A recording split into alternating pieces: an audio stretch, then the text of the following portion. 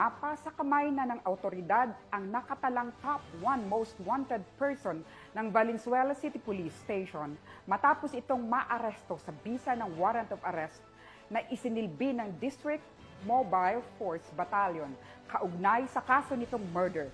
Nakipagbalita dyan si Patrol Woman Glazel Ann Esperanza.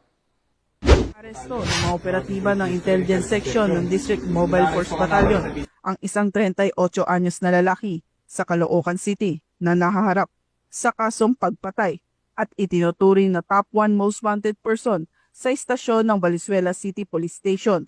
Ang pag-aresto ay isinagawa batay sa bisa ng warrant of arrest na inisyu ng RTC Branch 269 Valenzuela City. Walang inirekomendang piyansa para sa kanyang pasamantalang kalayaan.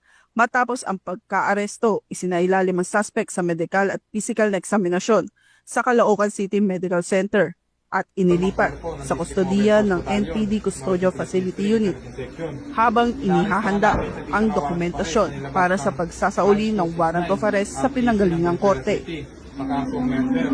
Mula rito sa Northern Police District, ako po ang inyong PNN correspondent, Patrolwoman Glazel Ann Esperanza, alagad ng batas, tagataguyod ng Balitang Pulis.